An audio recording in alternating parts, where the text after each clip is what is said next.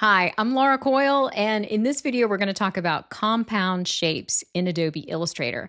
So I just made this banner for my Illustrator learning community because we have office hours every other week where we get together, and a lot of the time we talk about Illustrator. Sometimes we do a little question and answer, but it's kind of informal, and you could bring a cup of coffee or whatever you want, and we're just talking about vector art. It's kind of fun.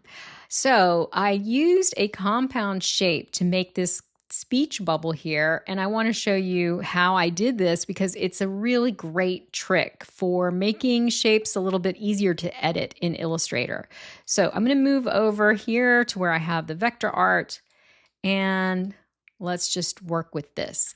All right, so the first thing that I'm going to do is get the ellipse tool, and I'm just going to start sort of making the shapes for that kind of cloud shape or speech bubble shape here.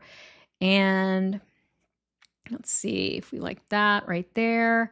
I'll put this one right here. Oh, and I can use the space bar, by the way, to move shapes as I'm drawing them. So that's a really great trick. And then I'll put a long one down here. And then I need one more shape that kind of covers all of them, sort of that hole in the center. So now we kind of have our cloud shape overall, and I'm going to hold down on the shift key and just select the rest of these here.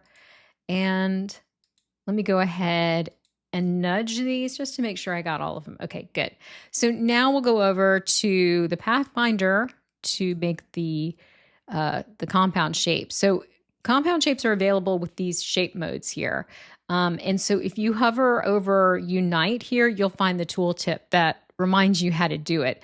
But just so you know the difference, when I unite these shapes like this, just by clicking on this button, you're going to see that we get a cloud, and it's not going to be nearly as editable as if we had access to the shapes within. So I'm going to undo that, and then I'm going to hold down on the Option or Alt key and click to make it a compound shape, which is basically a shape with, everything has the same appearance. It behaves as a single shape, but you can go inside and edit the individual shapes within. So I'll do this by switching to my white arrow there, and that's the direct selection tool. And then I'm going to switch back and forth between my selection tool and my direct selection tool. So I'm just going to hold down on the Command or Control key.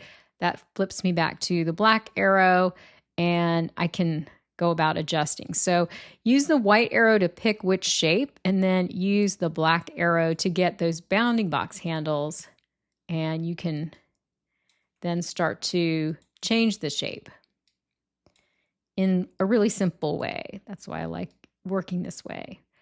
All right, so let's say that's pretty good. Now, what if I want to put those little pointy shapes that kind of make this into a speech bubble? So let's go ahead and do that. I've got my pen tool here, and I'll just make the one right here like that. And then I'll go and make another one up here. So starting from one end, there we go. And I'm going to click again to make that a corner point. Okay, so we've already made a compound shape, but we want to add to it. And with compound shapes, you can do that. You can kind of nest them. So what I'm going to do is select the two pointy shapes and then the big cloud, and go back over to the Pathfinder panel. And I'm going to hold Option or Alt again and make sort of a uber compound shape so that the cloud is sort of nested in there, but it still behaves the same way. So you can see how, even though it's all got a blue outline and no fill. It's really cool. And then I can, just edit as I normally would to reposition those. Okay, great. So let's say, maybe one more edit here. Okay, let's say we're done. What I usually like to do is just take my cloud shape there, and I'm copying it, pasting it in front, Command or Control C, Command or Control F, and then I just nudge it away because I may want to come back to it later. But, once I'm pretty much ready to say this is done, I'll go back over to the Pathfinder panel and click Expand. And that is kind of like as if you had never made a compound shape and you just went straight to uniting it. So you can play with all of these other shape modes here and use the Option or Alt keyboard shortcut to make them into compound shapes. It's really great. And then don't forget to check out the panel right here, the little options. So you can not only, make a compound shape using the menu commands, but you can release or expand from these commands here as well.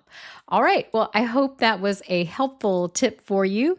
And if you want more Illustrator tips, sign up for my email list. There's going to be a link in the description.